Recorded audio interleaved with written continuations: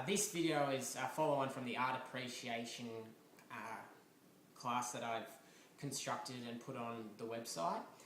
It's putting students' knowledge of Ben Quilty, the meaning behind his artwork, and also the techniques he uses to create his art pieces into a more practical way, and children get the opportunity to then create their own pieces of work. In this video I'm just going to talk about the different tools we'll use, the methods we can use to make our painting, and then I'll show you a demonstration of a finished piece of work, and hopefully it'll all be good. Okay, now I'm going to show you the tools the children will be using to create their art piece. So first up we've got our paints, so the white acrylic paint, student versions. We've got different colours, and obviously the colours completely depend on you, so you'd want to have probably the primary colours, and children can mix their colours to make other colours. To create that impasto style, you can use an impasto medium, but it is very expensive and probably not practical for the school setting.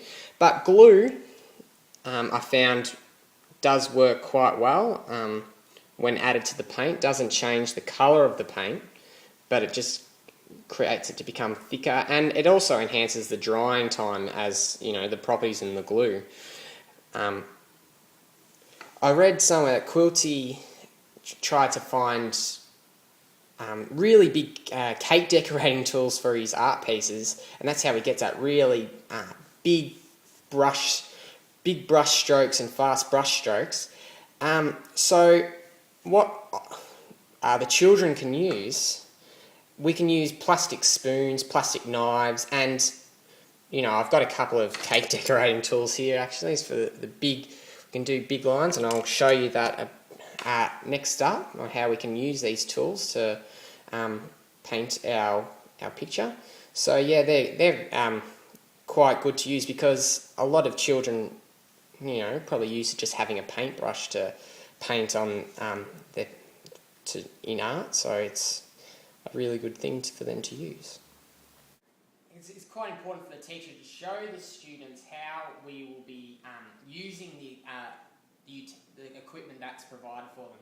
So what I've got my paints, and I've got my glue, I've got my tools, and I'll just show you how these tools can be used to create our piece of art. So we'll just pop some blue, so we're not really looking to paint anything serious, but then we can get our glue. So this is going to thicken up our paint, and we can add that to the paint. And so I'll just mix that around a bit.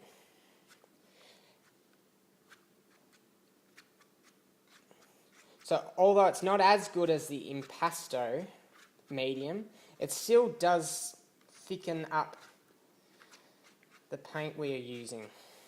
So what we can do with our spoon is we can scoop it up, like, you know, we're having some cereal or something, and we can just simply pop it on the paint, and we can smooth it out.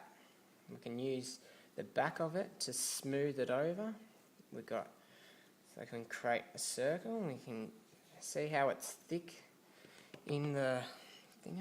We can pat it down like that, and it makes the paint really thick and lush. Okay, so what we can use, I'll just show you on a different thing. We can use a knife, and we can do this, and we can smear it on. So children can use these sort of techniques, but it's important that you demonstrate it to them, otherwise you could. So that's another thing we can use.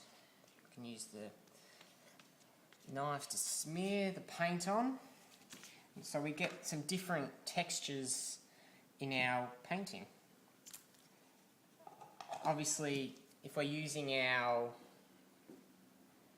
bigger spatulas, it's the same sort of effect as a as the knife. We can just wipe it on, so we can create some nice different effects throughout our painting. So these sort of effects are what we're aiming for the students to use whilst doing their art piece.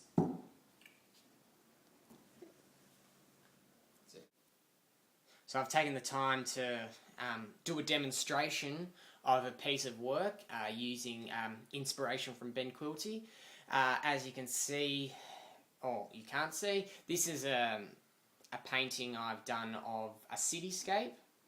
And as we move in closer, we can see the heavy impasto I've tried to use using our tools of plastic spoons and plastic knives,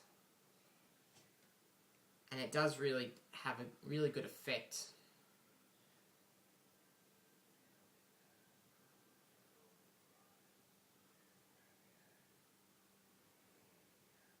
Thanks for watching this video. I hope you've learnt something. As you can see, Ben Quilty is a fantastic artist for students of all ages.